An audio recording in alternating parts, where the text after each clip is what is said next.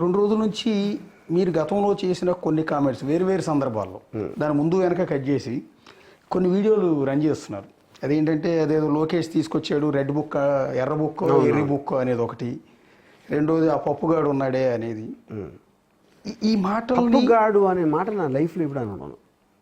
నేను పప్పు అనే వర్డ్ నేను సినిమాలో వాడి ఉండొచ్చు, పప్పుగాడు అలాంటి వర్డ్స్ నేను ఎప్పుడు వాడినా. అసలు డిరాగేటరీ లాంగ్వేజ్ అనేది నా లైఫ్లో ఎప్పుడు వాడలేదు నేను. అది నేను ఛాలెంజ్ చేస్తాను. పప్పుగాడు అని నా నోటి నుంచి ఒక మాట వచ్చి ఉంటుంది. ఓకే, అంటే కొన్ని నేను ఎవరిని అన్నాను, లొకేషన్ కాదు, నేను ఏ మనిషిని కూడా గాడు ఆడు అని ఎప్పుడు మాట్లాడలేదు, ఎంతవరకు మాట్లాడలేదు. అని మిమ్మల్ని సూటిగా అడుగుతున్నా సార్. నేనంటే జగన్ గారు అంటే నాకు అభిమానం అని ఈ పరిస్థితుల్లో కూడా మీరు మొహమాట లేకుండా 100% జగన్ గారు అంటే నాకు వ్యక్తిగతంగా అభిమానం 100%. అంటే చంద్రబాబు గారు, లోకేష్, పవన్ కళ్యాణ్ అంటే లేదా?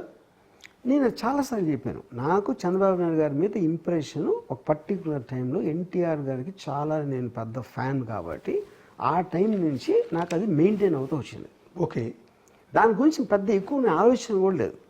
ఓకే, సో ఆ ఇంప్రెషన్ అనేది క్యారీ ఫార్వర్డ్ అయింది. ఎన్టీ రామారావు గారి వైస్రాయ్ ఇన్సిడెంట్ నుంచి క్యారీ ఫార్వర్డ్ అయిన ఒక ఎమోషన్ అది. ఓకే, సేమ్ థింగ్ అది చాలాసార్లు చెప్పాను, మళ్ళీ అందరికీ బోర్ కొడుతుంది. అవును, జగన్ అంటే నాకు మంచి అభిప్రాయం ఉంది, చంద్రబాబు నాయుడు గారి అప్పటి నుంచి నాకు బ్యాక్ స్టాబింగ్ ఇన్సిడెంట్ నుంచి వేరేగా ఉంది. That is just my opinion.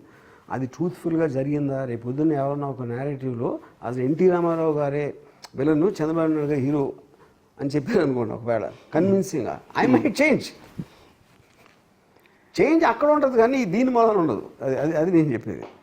అంటే చాలా మంది ఎక్స్పెక్ట్ చేసేది ఏంటంటే ఇప్పుడు మీ అభిప్రాయం చేంజ్ చేసేసుకుంటారు, చంద్రబాబు గారు గొప్పవాడు, లోకేష్ గొప్పవాడు, పవన్ కళ్యాణ్ చాలా సూపర్ హీరో అని అంటారేమో అని ఎక్స్పెక్ట్ చేస్తున్నారు. అందరి మీద ఇంప్రెషన్ యాజ్ ఇట్ ఈస్గా ఉంది, ఏమీ మారదు, మారదు.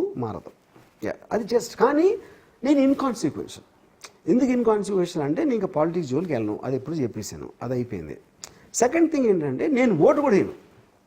అప్పుడు ఏ విధంగా నేను ఆల్మోస్ట్ పూజకు పనికిరాని ఏదో అంటారు కదా, పూజకు పనికిరాని అలాగా ఇప్పుడు నా స్టేటస్ పాలిటిక్స్ సంబంధించి ఈ కాంట్రవర్సీ సంబంధించి అది.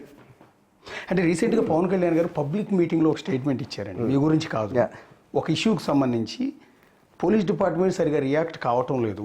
అది సోషల్ మీడియా పోస్టింగ్స్ కావచ్చు, రేప్ కేసులకు సంబంధించి కావచ్చు. అంటే హోమ్ మినిస్టర్గా అనిత ఉన్నారు, ఒకవేళ నేనే హోమ్ మినిస్టర్ అయితే ఆ పరిస్థితి వేరుగా ఉండేది, అంటే ఉన్న హోమ్ మినిస్టర్ సరిగా పనిచేయలేకపోతుంది అన్నట్టుగా ఒక డైరెక్ట్గా ఒక కామెంట్ చేశారు. ఆ కామెంట్ చేసిన తర్వాతే ఈ సోషల్ మీడియాలో కామెంట్ చేసే వాళ్ళందరిని అరెస్టులు ఎక్కువ చేయటం కావచ్చు, వాళ్ళ ఇళ్ళకి వెళ్ళి నోటీసులు ఇవ్వటం కావచ్చు, ఈ ప్రాసెస్ చాలా ఫాస్ట్ అప్ అయింది. సో అందులో భాగంగా పవన్ కళ్యాణ్ మీ మీద కూడా ఏమన్నా పాత గ్లిడ్జ్ ఏమైనా ఉందా? నేను ఇందాక ఆల్రెడీ చెప్పాను, I don't believe Pawan Kalyan has the time and inclination to go after something like this. అది నేను బిలీవ్ చేయను. ఓకే. సో సెకండ్ పాయింట్ ఏంటంటే ఇప్పుడు నేను ఇంకోటి ఏంటంటే ఆ రోజు నుంచి ఇంతవరకు నేను మళ్ళీ ఫాలో అవ్వట్లేదు అసలు పాలిటిక్స్లో ఏం జరుగుతుంది, ఎవరేం చేస్తున్నారు అనేది.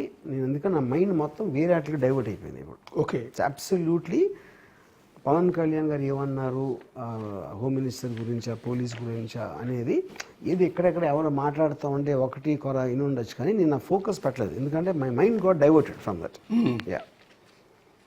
అదే తప్ప ఆయన ఇంటెన్షన్ ఉందనేది మీరు ఎక్కడ అనుకోవట్లేదు. నో. యా.